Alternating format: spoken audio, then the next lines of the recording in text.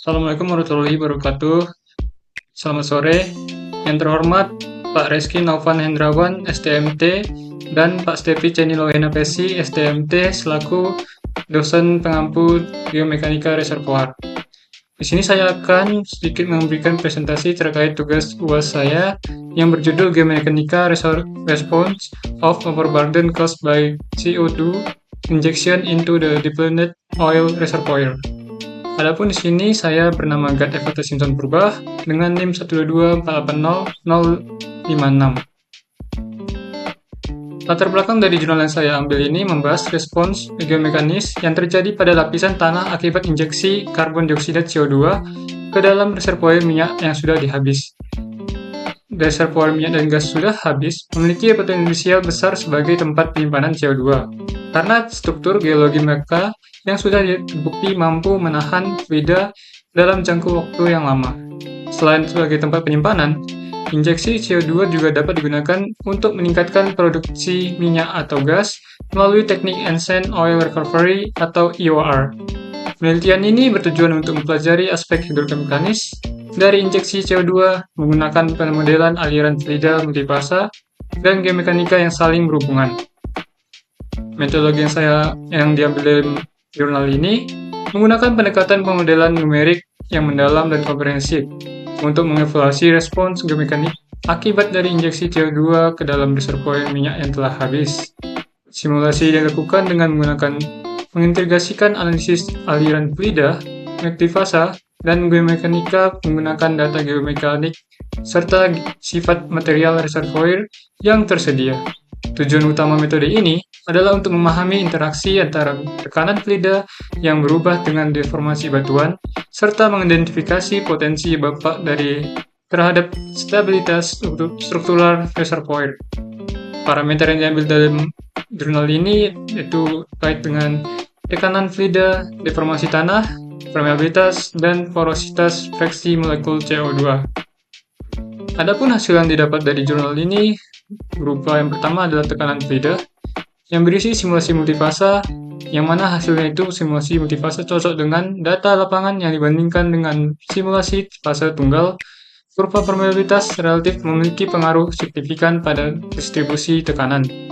Pada poin simulasi fase tunggal, model fase tunggal memberikan hasil tekanan yang lebih rendah dibandingkan dengan data lapangan, menunjukkan keterbatasan dalam mencocokkan kondisi lapangan yang kompleks.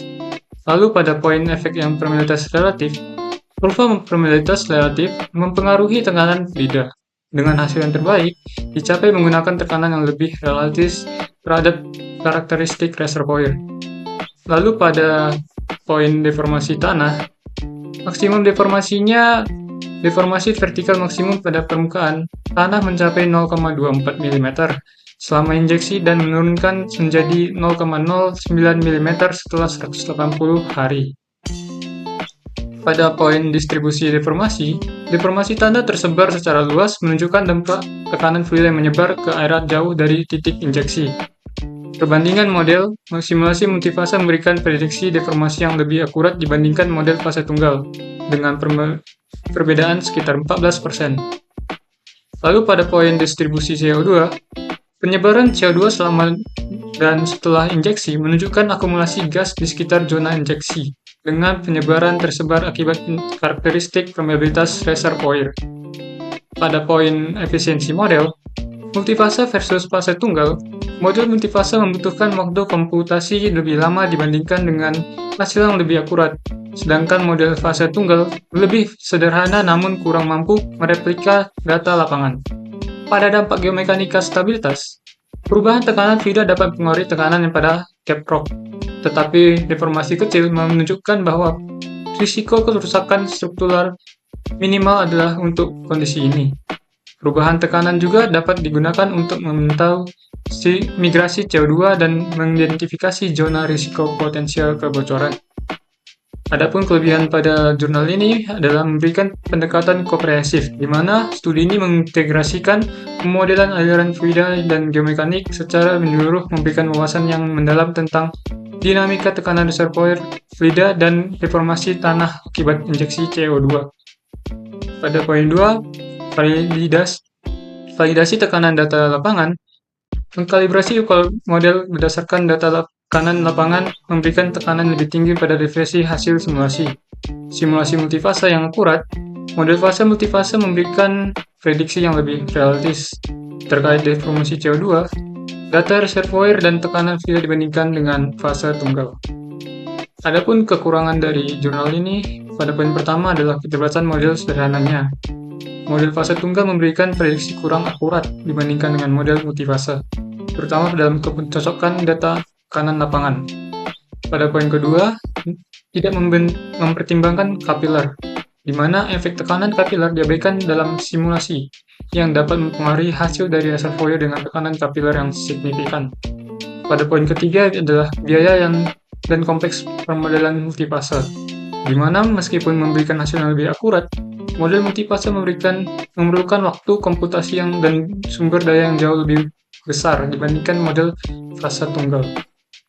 Nah, kesimpulan dari jurnal yang saya ambil ini, penelitian ini menunjukkan bahwa injeksi CO2 ke dalam reservoir minyak yang telah habis relatif aman dari perspektif geomekanik.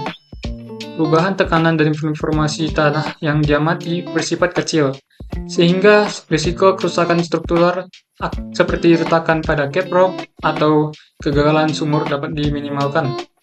Pemodelan aliran fluida multifase memberikan hasil yang lebih akurat dibandingkan dengan pemodelan fase tunggal, khususnya dalam pencocokkan data tekanan fluida lapangan. Simulasi multifase juga memberikan hasil yang lebih baik dalam memprediksi distribusi CO2 dan dampak. Penelitian ini menunjukkan bahwa injeksi CO2 dalam reservoir minyak yang telah habis relatif aman dari sudut pandang geomekanik. Validasi menggunakan data lapangan menunjukkan bahwa integrasi data geologi dan geofisik meningkatkan akurasi prediksi model.